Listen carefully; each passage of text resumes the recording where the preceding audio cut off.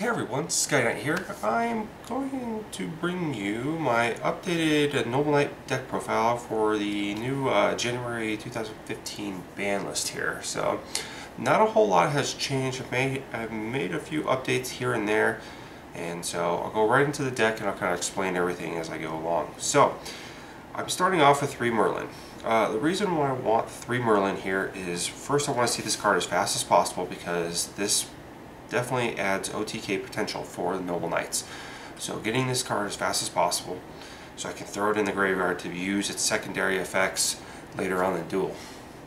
So that's what I really like. In addition to running the 3 Merlin is I run 2 Boars and the 2 Madrats. Now, a lot of people question why I run only 2 Madrats. To be truthful, since this is a round table build, Madrat is not the key focus of the deck anymore. In addition to that, since you have 3 Rhodas and 3 Merlins, I basically have 8 copies of Madrat. Yes, if I lose one, yeah, I have a secondary one to go in there.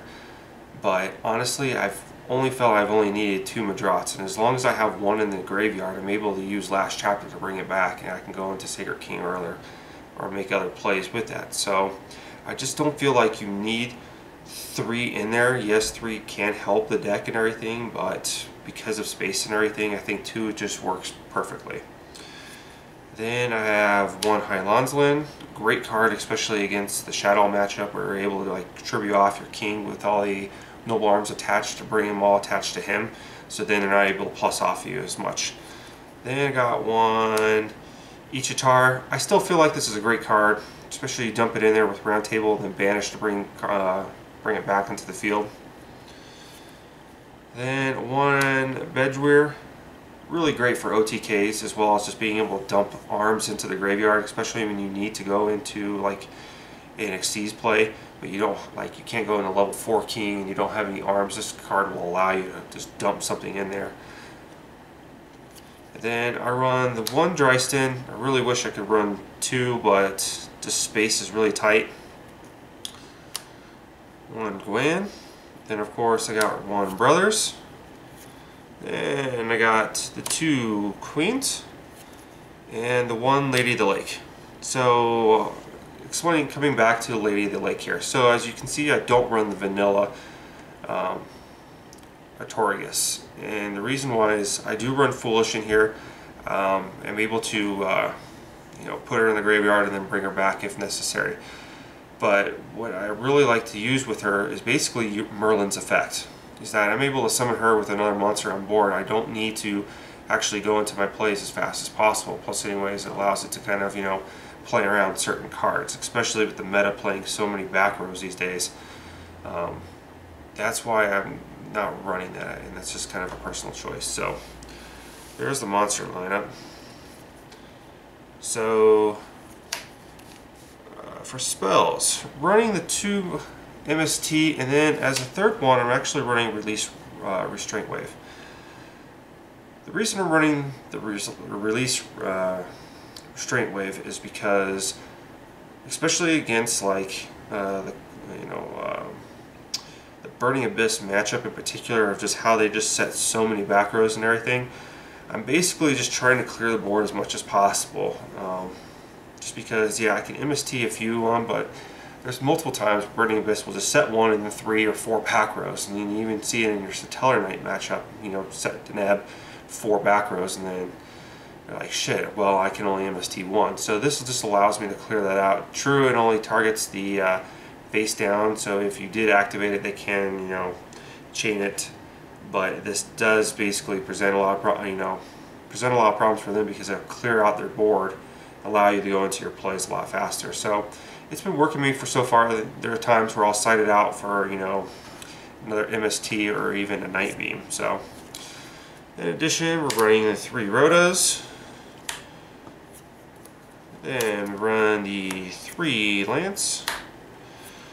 Then Foolish Burial. Previous build I didn't have Foolish in there, and that was just a huge mistake. Foolish is just absolutely necessary in this deck. Be able to throw Queen in there You can throw Lady of the Lake in there. There's multiple targets you can actually throw in there. You can even throw in a Merlin in there, just so you can get the effect right away if need be. So, now, I run 2 Last Chapters. I love Last Chapter. I think it's an excellent card because when you lose your normal summon, as long as you have the appropriate targets engraved, you're able to kind of have a rebuttal play. The reason I run 2 is because I don't run Gwalchavad. I think Gwalchavad is still a slow card, but you're wondering, well, what about because you're running around table, you need multiple targets? Well, I have plenty of targets, and to be truthful, if I'm going for a lot of the last effects, then I'm practically losing that duel, to be truthful. So that's why I run the 2 Last Chapters. So then we have the arms here. So we have, of course, 2 Excalibur. Then we have the 2 Destiny.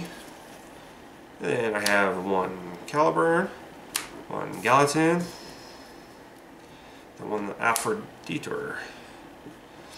And then to round it up, 1 Round Table. I wish I could run multiple round tables because I like to see this card early in the game, so I want to see it as fast as possible, but because of the space, you know, I just can't run more than 1 copy. Sure, I can search it off, Ignoble Knight of High Lonsland, but still, even if you don't see this card early on, you still have a lot of plays available to you, so it's not too detrimental, but that's just how I feel about it. And then finally, to round it up, I'm still running 3 Vanity's Emptiness. Special summon in this format is just still huge. I'm shocked this card did not get hit in the ban list, but can't do anything about that now. But in addition to that, I am running 1 Solemn Scolding. And the reason why is I still need, Noble Knights still need cards that are able to kind of stop their opponent's plays, because sometimes the Noble Knights will set up their board, and then pretty much you have to wait and see what your opponent does. I mean, there's not a lot of cards in your deck that can just stop them. True, you have a lot of cards such as Excalibur that doesn't target Destiny, that doesn't destroy a battle or by card effect once per turn. But there's just times where you just don't want to let your opponent just kind of establish their board. And Solemn Scolding, it almost seems like it was designed for Noble Knights, because this is one of the few cards you're actually going to be setting face down in the field. And so I'm actually thinking about running 2 of them and then 2 of the Vanity's Emptiness. But I'm still, you know, messing around, but that's how I kind of feel. So it's still just, I think it's a great card to kind of just stop your opponent, so then you're able to push, especially with the OTK potential that the deck can do now. This is very, you know, very viable. And then paying 3,000 life points with Caliburn, there's multiple times where this, you know, Noble Knights will get up to like 10, 11, 12,000. So paying 3,000 life points is not a big deal. Now, going into the extra deck, nothing has really changed in this. I haven't done anything to it at all. Still running the 1 Ignoble Knight, running the 2 level 5 Sacred Knight, running the 2 level 4s, running 1 Volcasaurus, great card. Gaia Thundercharger, you know, pretty much if you had Sacred Knight, you have all used all its overlay units. Flip this over, you know, destroy all the back row, and even had a Noble Knight on field, you're able to equip it all there, and then just, you know, push. And then 101, 1 Exciting Knight, 1 Abyss Dweller. I'm actually making that card more and more against Burning Abyss, just because I hate them plussing off their field. 1 Polydynamo, 1 103, 1 Castel, 182, and Bujintini Tsunomi. Reason why is there's still times where this deck will just brick out. This gives me an option if I can just go into a level 4 right away. I'll do that, you know, pitch 1 card or pitch my hand and be able to draw 2 cards just to get deeper into my deck, so I can be able to be a little more consistent, because there's multiple times now that in this deck you have so much monster searchability, but you don't have any Noble Arm searchability. And I'll make another video about that I wish, if there was going to be future support, I would love to see a card that does Noble Arm searching. And then I think this deck would be a lot more consistent, and I think you see it top even more events.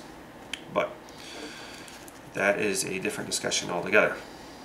As for my side deck, wanting the 1 Gallatin, I got rid of the 1 Aphrodite because I'm not necessarily needing to take out back rows with it, and when I do, and I do equip it to a Noble Knight, I'm usually getting blown up by the meta. Burning Abyss will just, you know, Phoenix Wing Blue Blast or Karma cut it, so there's just no point. So I'm figuring I'm using another Gallatin just because there's just times where I just want to punch over a monster, and just, you know, having that 1,000 attack boost is just so good. There's the additional MST. Then I have the 2 Night Beams, especially against Burning Abyss, just not having them trigger, even against the Shaddoll hitting their Shadow games. 1 Raigeki, rogue matchups, sometimes I'll just, you know, be able to side that. And then 1 D-Fissure, sometimes I'll even side this in against Burning Abyss, Satellar Knights. Just, you know, even Shaddolls every once in a while, depending on how how the games are going and whatnot, and especially against the Light Swarm. That's why I still have it in there, just to get rid of it. But I have to readjust my build a little bit, so I do side in on a lot of different cards. Then I have the 2 Breakthrough Skill. Still think it's a great card. 2 Time Space Trap Hole, especially against a Cleave 4 matchup, to get rid of it. I was running 2 Royal Decree, but instead I've sided in 2 Trap Stuns. I do love Royal Decree, but because of the limited back row space that you have for Noble Knights, I feel like Trap Stun is just a better card that works for you, because you're able to just still shut off the trap cards for 1 turn, and sometimes that's all you need because you're able to go into your place so fast. And then this card will just leave the field, so you're able to open up one of your back row spaces. So that's why I use that instead of Royal Decree, because when Royal Decree just stands there, it just eats up a back row space, which sometimes you just can't afford to have that. In addition to that, Royal Decree can sometimes be just too slow, because you have to set it and then you have to be able to activate it the next turn. And with the meta these days going so incredibly fast, you just really don't have time to do that. And then of course, rounded off the 3 Shadow Mirrors, just because we hate every dark deck we play against, especially the damn Burning Abyss. So there's the updated Noble Knight deck profile. Tell me what you think here. As of right now, I feel like this is about the best competitive Noble Knight deck that I can make. I do offer suggestions and everything. As for, where it ranks and everything, true, I feel like, Noble Knights in general can play against any deck, but the major factor is consistency. I can open up with a bunch of monsters, but I need the Noble Arms. It is a combo-based deck, so you need all your pieces to be able to really go into your plays. But everyone's known that, but because of that, it makes it extremely difficult to, be consistent and play against the meta. And so still, I feel like it's probably a tier 2 deck at best. I really wish it was higher, but until, more support comes out to really help them out, I think that's where it's going to be. So everyone, please let me know what you think. Comments down below. Like, comment, subscribe, and I will see you later.